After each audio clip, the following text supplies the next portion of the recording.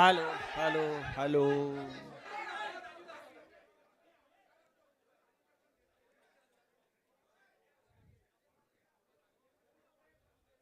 शिवसेना भवनात जमलेल्या सर्व पत्रकार बंधूंचं स्वागत. आज तुम्हाला एक शिवसेना भवनात अत्यंत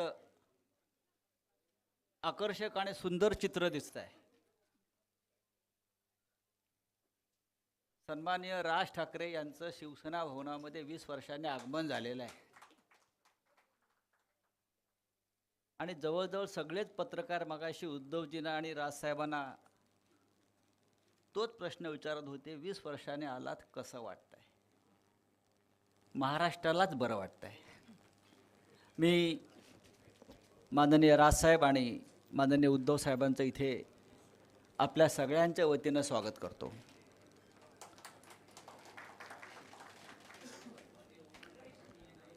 राजसाहेब आणि उद्धव साहेब एकत्र येणं म्हणजे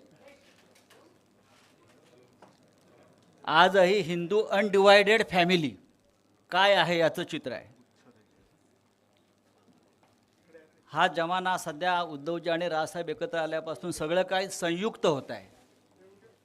संयुक्त सभा, संयुक्त पत्रकार परिषदा, संयुक्त मुलाखत आणि संयुक्त वचननामा.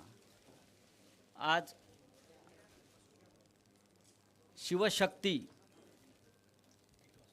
म्हणजे महाराष्ट्रातल्या 3 प्रमुख पक्षांची जी आघाडी आहे, शिवसेना, महाराष्ट्र नवनिर्माण सेना आणि राष्ट्रवादी काँग्रेसचा संयुक्त वचननामा आज प्रकाशित होतो आहे, प्रसिद्ध होतो आहे. खरं म्हणजे आदित्य ठाकरे आणि अमित ठाकरे यांनी 2 दिवसापूर्वी या सभागृहामध्ये वचननाम्यावरती सविस्तर चर्चा करून लोकांना माहिती दिलेली आहे. पण आज त्याचं अधिकृतपणे प्रकाशन होईल हे निमित्त आहे. पण पुन्हा एकदा राजसाहेब आणि उद्धव साहेब हे पत्रकारांसमोर संवाद साधण्यासाठी इथे उपस्थित आहेत. मी सगळ्यात आधी 20 वर्षांनी शिवसेना भवनात आगमन झालेल्या राजसाहेबांचं स्वागत करतो पुष्पगुच्छ देऊन. उद्धव साहेब त्यांचं स्वागत करतील.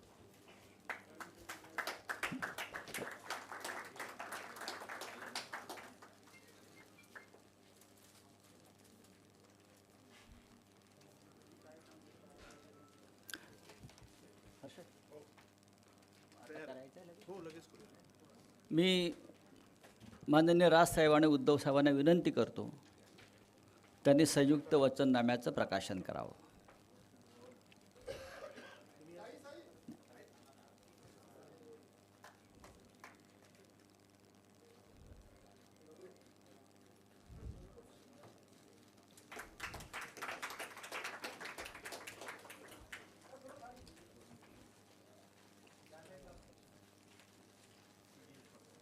धन्यवाद. जय महाराष्ट्र. आता मला असं वाटतं की राजसाहेब राजसाहेब सुरुवातीला त्यांचं निवेदन करतील आणि त्यानंतर आपण उद्धवजींकडे माईक देऊ.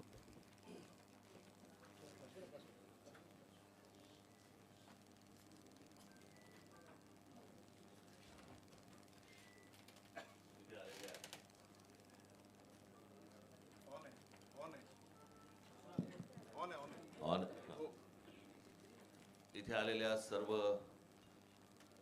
पत्रकार बांधवांचं, भगिनींचं मी इथे स्वागत करतो.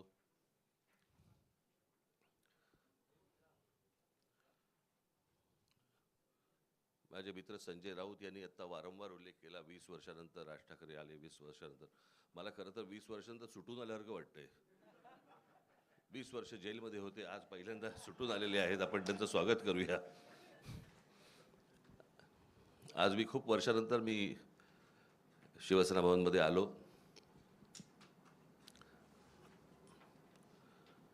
मला नवीन शिवसेना भवन मी पहिल्यांदाच बघतोय आणि माझ्या मनामध्ये कायमच्या कोरल्या गेलेल्या ज्या काही आठवणी आहेत त्या सगळ्या जुन्या शिवसेना भवनमधल्या आहेत. त्याच्यामुळे आता कुठे काय होतं हेच आता मला म्हणजे आता समजत नाही आहे किंवा कळत नाही आहे. पण जुन्या शिवसेना भवनमधल्या आठवणी या खूप काय म्हणू त्याला, रोमांचकारी आणि आनंददायी आणि अशा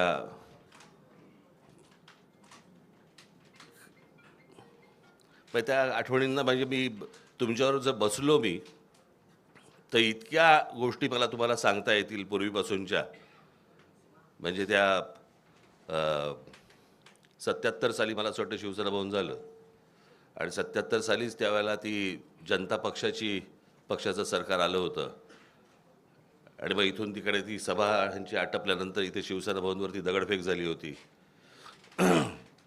त्यावेळेला काय काय झालं तेव्हापासूनच्या त्या सगळ्या जुन्या आठवणी आहेत.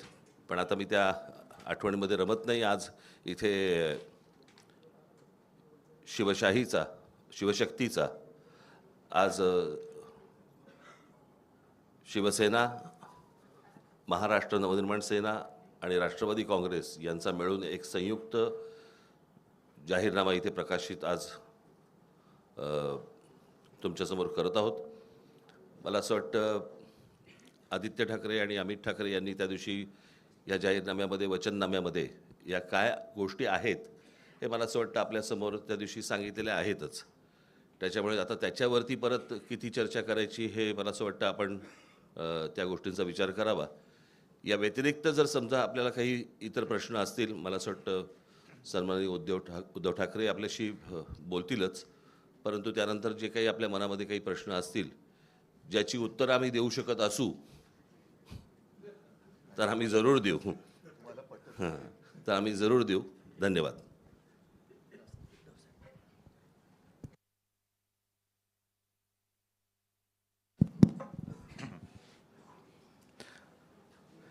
नेहमीच शिवसेना भवनमध्ये प्रवेश करताना आपल्यापैकी बरेच जण खाली उभे असतात आणि त्यांना काही ना काहीतरी मला विचारायचं असतं. पण आज गाडीतून पाऊल बाहेर टाकल्यानंतर ते आत्तापर्यंत 20 वर्षानंतर राज शिवसेना भवनमध्ये येत आहेत, 2 भाऊ एकत्र येत आहेत.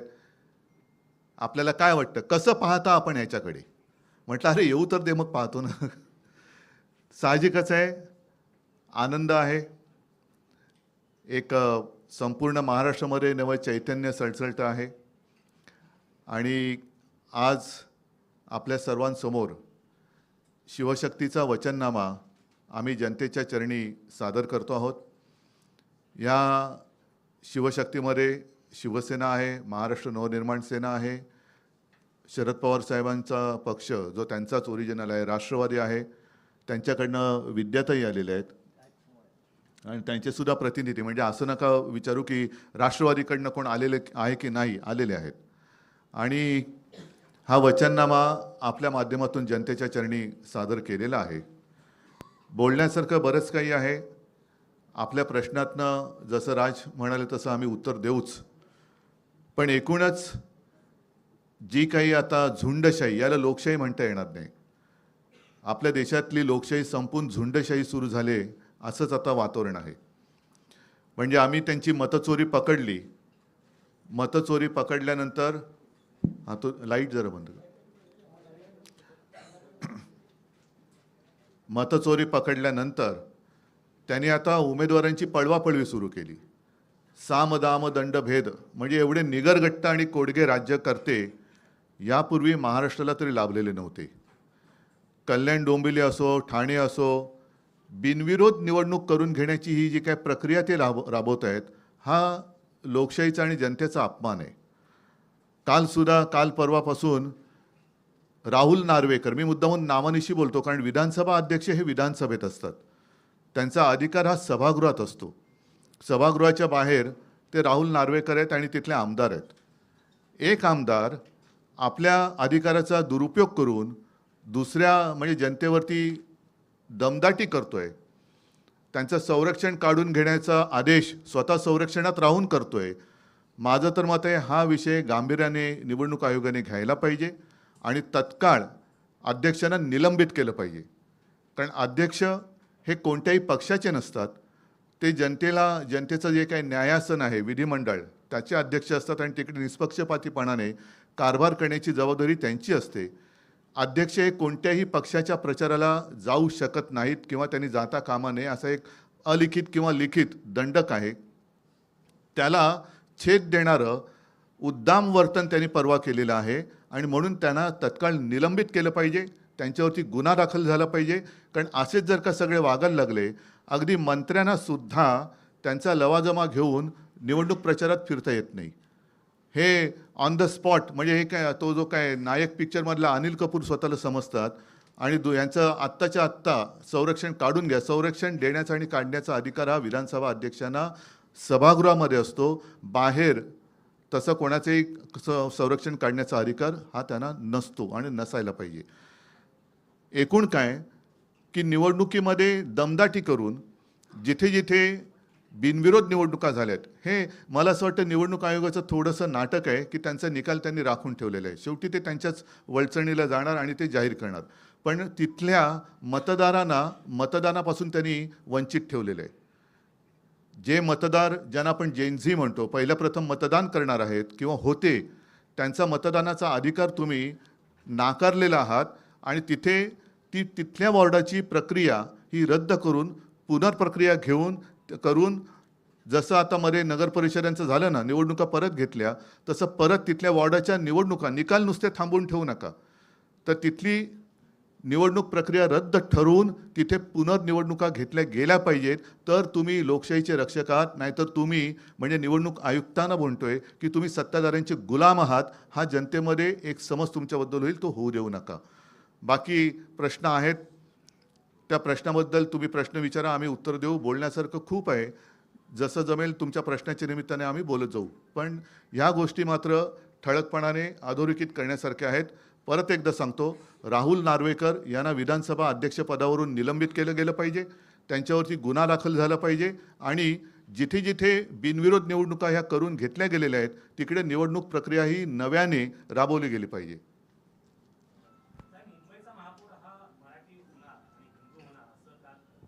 मला असं वाटतं की त्यांनी हा जो काही विचार सुरू केला, काल एक त्यांचा कुठला रे वरळीला डोम, तिथे सगळे डोमकावळे जमले होते आणि तिथे मी डोमकावळे एवढ्यासाठी म्हणालो, जे मराठी होणार हिंदू होणार म्हणतायत ते शिवसेनेतलेच बरेचसे गद्दार तिकडे गेले होते.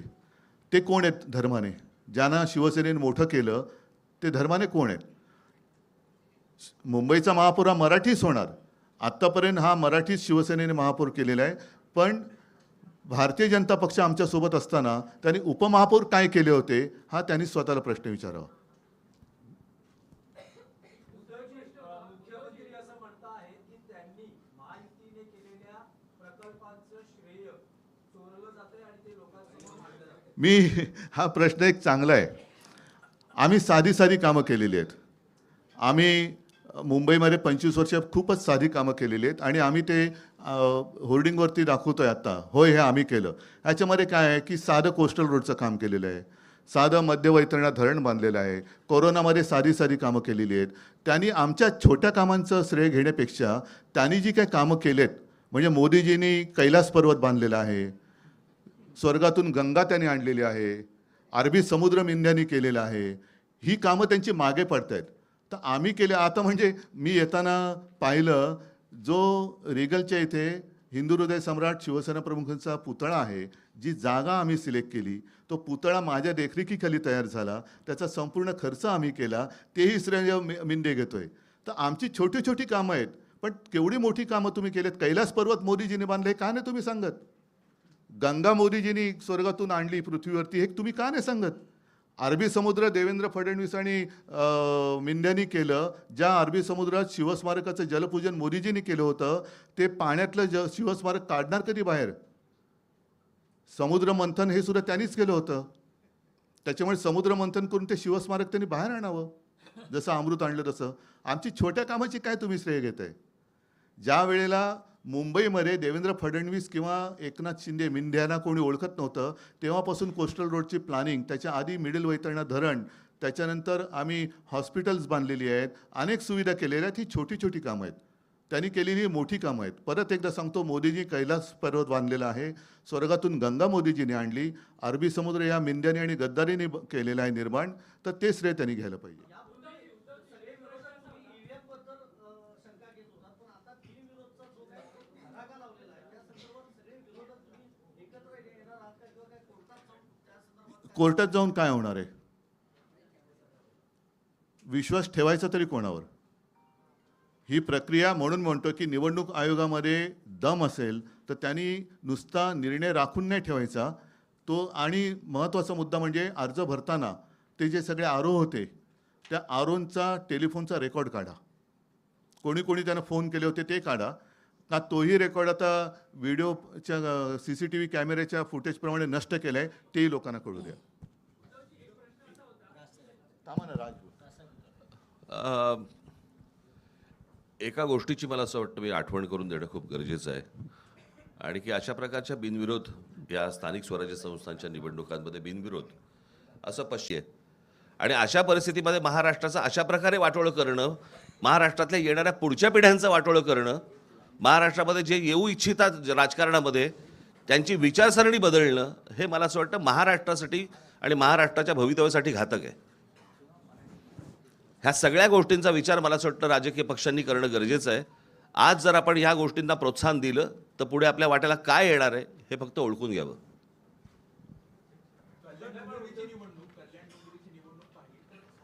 नाही, एकच सेकंद जरा मध्ये मी थोडंसं काल मुख्यमंत्री बोलले, कारण मुंबई महापालिका ही एकमेव महापालिका होती असं आता म्हणावं लागतं की जिच्या मुदत ठेवी 92,000 कोटीपर्यंत आम्ही नेऊन दाखवल्या होत्या.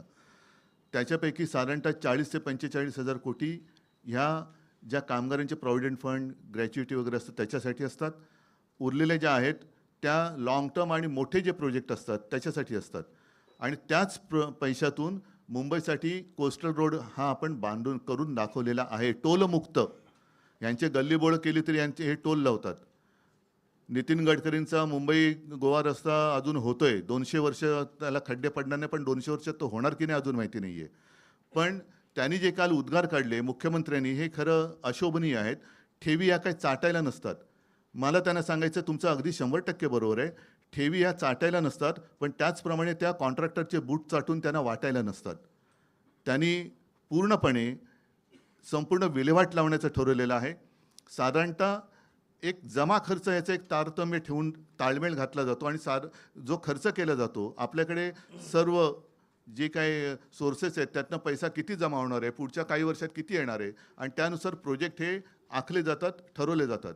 आज जर माझ्या माहितीप्रमाणे 15,000 कोटी हे साधारणतः खर्चासाठी बजेट महापालिकेचं आहे. त्याच्यासमोर साधारणतः 3 लाख कोटींचं देणं कॉन्ट्रॅक्टरना त्यांनी करून ठेवलेलं आहे. म्हणजे हा 3 लाख कोटीचा घोटाळा या लोकांनी केलेला आहे. आणि जर मला मिळालेली माहिती चुकीची असेल तर आनंद आहे, पण 3 लाख कोटी त्यांना देणीसाठी पैसे जे दिले ॲडव्हान्स मोबिलायझेशन, त्यातून किकबॅक घेऊन हा पैसा वाटप पैसे हे निवडणुकीला वापरतात, ही माझ्याकडे आलेली माहिती आहे. 3 लाख कोटीचा घोटाळा या खोकासुराने केलेला आहे.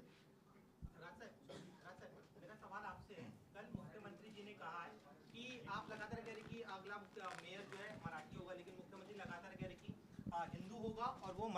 हिंदू होगा और वो मराठी होगा. तो आपको लग रहा है कि हिंदू और मराठी इन दो शब्दों के जरिए जो है एक डिवीजन क्रिएट करने का प्रयास किया जा रहा है? एक दूसरा मी तुम्हाला अजून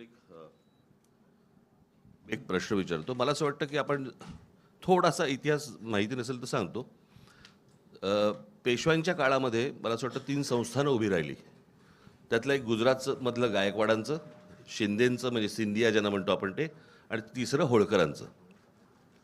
बरोबर. जे साम्राज्य उभं राहिलं ते बडोद्याचं साम्राज्य उभं राहिलं, जे मराठेशाहीचं साम्राज्य आहे. बरोबर. मग त्या बडोद्यामध्ये सगळे मेयर गुजराती का होता तो?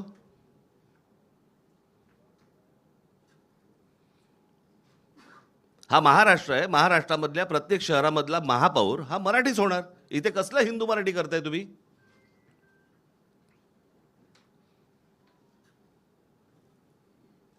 आणि मी त्या दिवशी म्हटलं नाही का तुम्हाला की आम्ही हिंदू आहोत, हिंदी नाही आहोत. तुम्हाला महाराष्ट्रातल्या या शहरांमध्ये मराठीचा मान हा तुम्हाला राखलाच पाहिजे.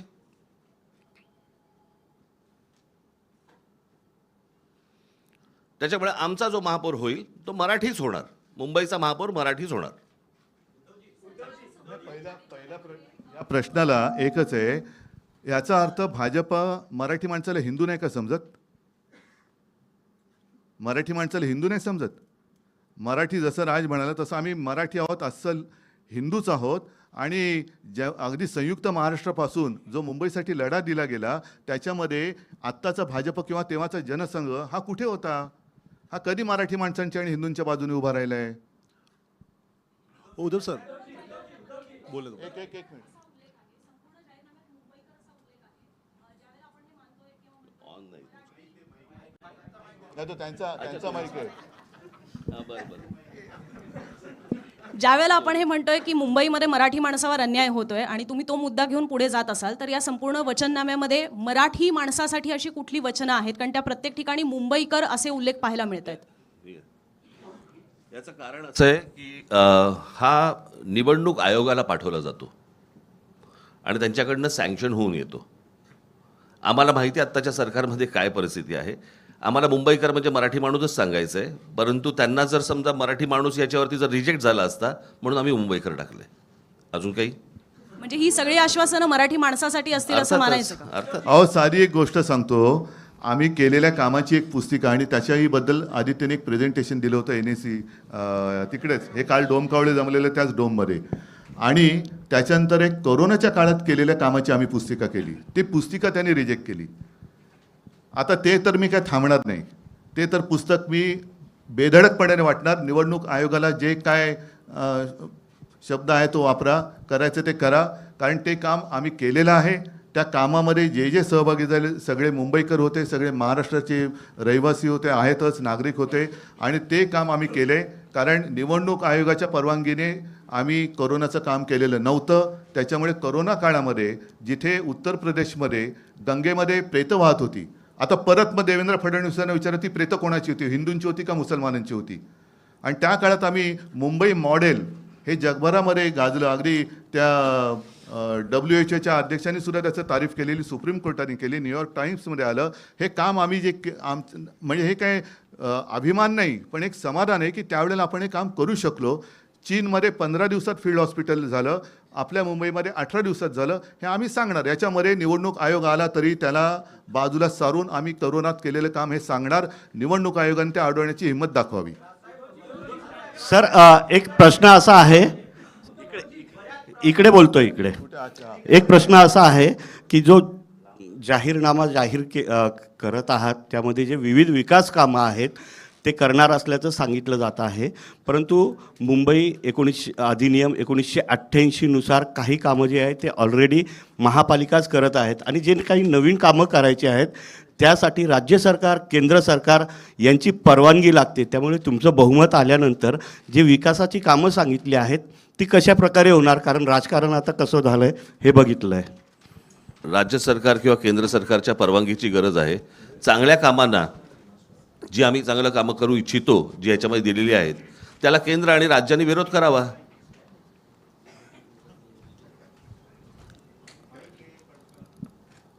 समजलं का की इकडे तिकडे बघत होतस तू? प्रश्न विचारता आणि इकडे तिकडे बघत बसता रे, स्वतःही ऐकत नाही. उद्धवजी एक प्रश्न आहे. थांब रे जरा थांब. कुठे चाललोय का? अरे एक मिनिट, त्याला तुला मी काय बोललो हे समजलं का? हां हां.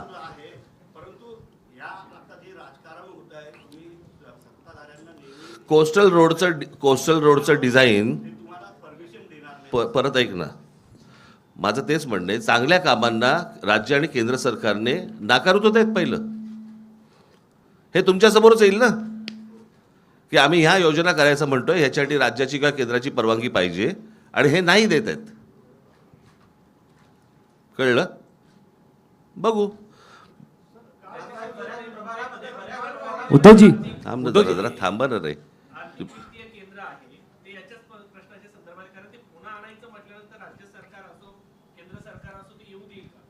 त्यांना अडवू तर दे. तेच तर राज म्हणाले ना. त्यांना अडू तर द्या, म्हणजे त्यांचं जे काही ढोंग आहे ना ते बाहेर पडेल. जसं एक मुद्दा किंवा दोन गोष्टी आहेत ज्याच्याबद्दल मी मुख्यमंत्री असताना गो अहेड दिला होता, ते म्हणजे मराठी रंगभूमीचं दालन ते यांनी रद्द केलं बिर्ला तिकडे चौपाटीला, आणि ते हे बिल्डरच्या घशात घातलं. वरळी दुग्ध डेअरी आहे तिथल्या सगळ्या कामगारांचं नीट तिथेच पुनर्वसन करून तिथे आपण जागतिक दर्जाचं पर्यटन केंद्र करणार होतो, ते आता यांनी रद्द करून तेही बिल्डरच्या घशात घालत आहेत. देवनार डम्पिंग ग्राउंड हे बिल्डरच्या घशात घालत आहेत. कुर्ला मदर डेअरी अदानीच्या घशात घातलेली आहे. मुलुंडचा सगळे ती कांजूरचे मिठागरे आहेत ती अदानीच्या घशात घातलेली आहेत. म्हणजे यांचा महापूर होणार नाही, पण झाला तर मुंबईचं अदानीस्थान होईल, हे माझं स्पष्ट आणि ठाम मत आहे. उद्धव साहेब 2017 ए तुझा हा, मराठी भाषा भवन सुद्धा यांनी अडवून ठेवले. एक मिनिट तुझं विचारून झालं ना मगाशी, जरा बाकीच्यांना पण विचारू देत एक ना. लास्ट नाही, एक नाही, थांब. एक लास्ट उद्धवजी सरकार लाडक्या बहिणीसाठी 1,500 रुपये देत आहे, मात्र आपल्या वचननाम्यामध्ये सुद्धा घरकाम करणाऱ्या महिलांसाठी तुमचा विरोध आहे का? नाही 1,500 रुपये असं तुम्ही म्हणत आहात, मात्र महिलांसाठी आता हे जो निधी दिला जात आहे त्याऐवजी त्यांना घरकाम द्या किंवा त्यांना जे असेल काम द्या असं सुद्धा ते म्हणत आहे. त्यामुळं निधी देण्याऐवजी काम देणं हे गरजेचं आहे का? दोन्ही करणार, आणि म्हणूनच आर्थिक केंद्र जे आहे त्याची गरज, कारण मुंबईमध्ये आर्थिक केंद्र जे केलं होतं ते मनमोहन सिंगांनी जाहीर केलं होतं, बरोबर आहे. म्हणजे त्यांचं प्रेम हे मुंबईवरती होतं, पण हे आल्यानंतर ते आर्थिक केंद्र उचलून त्याने अहमदाबादला नेलं. म्हणून मुंबईकरांसाठी रोजीरोटीसाठी काही उत्पन्नाची साधनं निर्माण करायची, त्याच्यासाठी आर्थिक केंद्र हे पुन्हा परत आणण्यापेक्षा आम्ही नव्याने करू. 2017च्या वचननाम्यामध्ये आपल्या उद्धव साहेब मुंबईकरांना 24 तास पाणी देण्याचं एक आपण वचन केलं होतं, त्यासाठी गारगाई पिंजाळ धरणाचा सांगतो. देखील ते उल्लेख केला आता होता, मी परंतु काढलेलं आहे. आत्ताच्या याच्यात याच्यामध्ये ठेवलेलं दिसत नाही. नाहीये. हां. सांगतो, हा चांगला प्रश्न विचारला. 2017च्या वचननाम्यामध्ये गारगाई पिंजाळ ही 2 धरणं आम्ही करू हे वचन होतं. योगायोगाने म्हणा काही असेल, अनपेक्षितपणे 2019 साली मी मुख्यमंत्री झालो आणि त्याला चालना देण्यासाठी जेव्हा मी प्रेझेंटेशन घेतलं तेव्हा लक्षात आलं की तिथे गारगाई आणि पिंजाळ ही जर का आपल्याला तलाव किंवा धरणं करायची असतील तर किमान 5.5 ते 6 लाख झाडांची कत्तल करावी लागेल. कत्तल हा शब्द मी मुद्दामून वापरतोय कारण झाडांना सुद्धा जीव असतो, तर त्यांची कत्तल करावी लागेल. आणि ते बघितल्यानंतर मी थांबलो. त्याच सुमारास आणखीन एक प्रोजेक्ट समोर आला, तो म्हणजे डिसॅलिनेशन ऑफ वॉटर, म्हणजे समुद्राचं पाणी हे पिण्यायोग्य करणं आणि ते वापरणं. आता यातला फरक असा आहे की जिथे कॅचमेंट एरिया आहे तिथे आपण ही धरणं करणार होतो. कॅचमेंट एरिया का आहे तर तिकडे झाडं आहेत म्हणून. ती झाडं कापल्यानंतर पुन्हा पावसावरती आपण अवलंबून राहावं लागायचं, ते लागणारच आहे. तो होणारा खर्च, तिथून इथे पाणी आणण्याचा खर्च, त्यापेक्षा समुद्राचं पाणी आपल्याला पावसावरती अवलंबून राहावं लागणार नाही. मी मुख्यमंत्री असताना शेवटचा जो काही अर्थसंकल्प महापालिका आयुक्तांनी मांडला होता त्याच्यामध्ये 400 MLD पर डे, म्हणजे जेवढं आता तानसातनं पाणी मुंबईला एका दिवसात मिळते त्याचा पायलट प्रोजेक्ट लावणार होतो आणि तो आत्ता या डिसेंबरपर्यंत पूर्ण झाला असता. म्हणजे आत्तापर्यंत आपल्याला 400 MLD पाणी जे तानसातनं मिळते ते समुद्राचं पाणी प्यायला पिण्यायोग्य करून उपलब्ध झालं असतं. आणि ते यशस्वी झाल्यानंतर मग समुद्र आहे, जो समुद्र या मिंद्याने आणि यांनी निर्माण केला आहे तो असाच ठेवलेला आहे, तर त्याचं पाणी आम्ही पिण्यासाठी करणार होतो. तो प्रोजेक्ट ह्याने मारून टाकला आणि परत कॉन्ट्रॅक्टरसाठी गारगाई पिंजाळ म्हणजे पर्यावरणाचा ऱ्हास, आरेमध्ये जे आम्ही करत होतो आरेचं जंगल तसंच ठेवून कांजूर मार्गला मेट्रोची शेड करणार होतो. आता त्यांनी आरे पण वापरतायत, कांजूर पण वापरतायत. हा सगळा विध्वंस आहे, हा कॉन्ट्रॅक्टरसाठी चाललेला हा मोठा घोटाळा आहे. उद्धवजी इकडे एक प्रश्न आहे की या निवडणुकीमध्ये वारंवार असं म्हटलं जातं आहे की मराठी माणसाचं अस्तित्व टिकवण्याची ही लढाई आहे. जर इतक्या वर्षानंतर मराठी माणसाचं अस्तित्व हा जर मुद्दा असेल तर मग महाराष्ट्रात मराठी माणसाला अस्तित्व टिकवावं लागतंय, तर जे राजकीय पक्ष आहेत विशेषतः मराठी माणसाच्या न्याय हक्कासाठी आणि अस्मितेसाठी स्थापन झालेल्या पक्षांचं हे अपयश आहे असं तुम्हाला वाटत नाही का? हा प्रश्न जर का आता 10 वर्ष होऊन मोदींना हिंदू खतरे में है ही आवई देणाऱ्यांना विचारलं तर तुम्हाला त्याचं उत्तर मिळेल. कारण जगातला सगळ्यात बलवान नेता हिंदू हा देशावरती राज्य करतोय. त्यांच्या राज्यामध्ये आजही बांगलादेशी घुसत आहेत, रोहिंगे घुसत आहेत आणि आपल्या महाराष्ट्रामध्ये हिंदू खतरे में है असं म्हणून मोर्चे काढावे लागत आहेत. तर हे अपयश कोणाचं? आणि मराठी माणसाबद्दल म्हणाल तर माझं सरकार पाडल्यानंतर ही जी परिस्थिती उभी राहिलेली आहे, मराठी माणसाचा परोपरी अपमान होतोय, त्याला घर नाकारलं जातंय, त्याच्या आहारावरनं त्याला सुनावलं जातंय, हे सगळे गेल्या 2 वर्षात सुरू झाले. मी मुख्यमंत्री असताना मराठी सक्तीची केली होती, तो सुद्धा यांनी आदेश मला वाटतं रद्द केलेला आहे. मराठी भाषा भवनाचं काम हे पाडून ठेवलेलं आहे. ह्या अनेक गोष्टी तुम्हाला सांगता येतील आणि हा सगळा काळ हा आत्ता गेल्या 2 ते 3 वर्षातला आहे.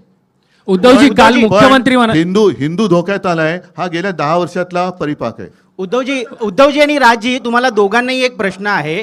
पण दोघं एका वेळेला माईकवर बोलू. आणि मुंबईच्या निवडणुकीमध्ये आंतरराष्ट्रीय राजकारणाने एंट्री घेतली हे आम्हाला काल डोममध्ये दिसलं.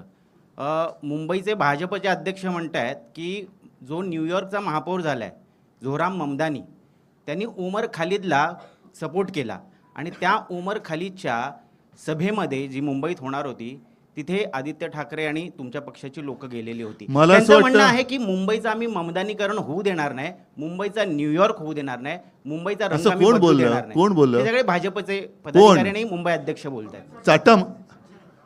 चाटम नाही काय मला ऐकायला नाही आलं. माईक घे ना जरा. चाटम. उद्धवजी मुंबईची निवडणूक आली की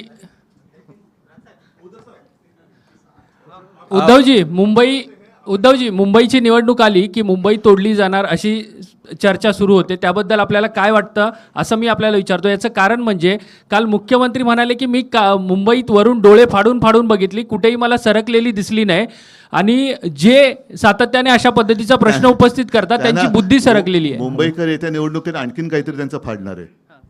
दुसरा मला राज ठाकरेंना एक प्रश्न विचारायचा आहे. राजसाहेब, काल मुख्यमंत्र्यांनी थेट असं म्हटलेलं आहे की हिंदुहृदय सम्राट बाळासाहेब ठाकरे यांच्या कृतीचा जर वारसा कोणी चालवत असेल तर ते एकनाथ शिंदे चालवतात आहे. याबद्दल आपल्याला काय म्हणायचं आहे? ढाण्या वाघ असं देखील म्हणाले. राजसाहेबांकडून उत्तर अपेक्षित आहे. ठाण्या पण नाही तर ढाण्या कुठून येणार? मला उद्धव अरे थांब, राजला विचारलं मी उत्तर देतो.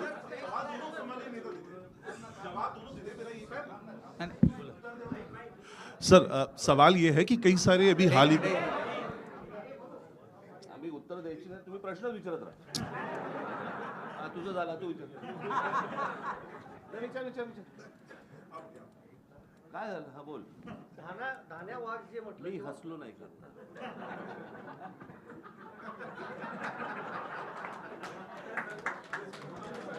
मी हसलो ना. माईकवर असा. मी तर शांतपणे हसलो. संजय राऊत जोरात हसले.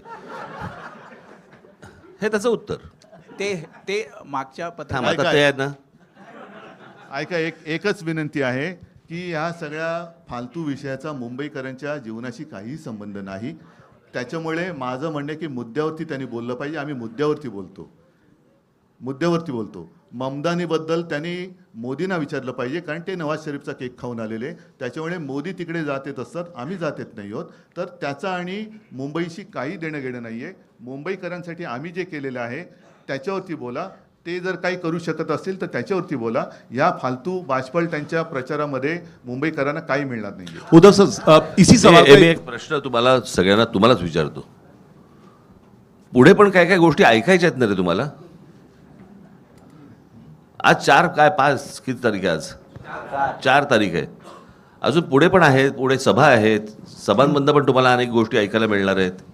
एकाच पत्रकार परिषदेमध्ये सगळेच जर प्रश्न तुम्ही विचारायला लागलात, कशासाठी करताय ते? आज त्या वचननाम्याचं मला असं वाटतं आज जाहीर करणं होतं, तेवढ्यापुरता तो विषय ठेवा. बाकीच्या अनेक प्रश्नांची उत्तरं तुम्हाला मला असं वाटतं सभांमधनं मिळतील. ठीक आहे. धन्यवाद. जय हिंद, जय महाराष्ट्र.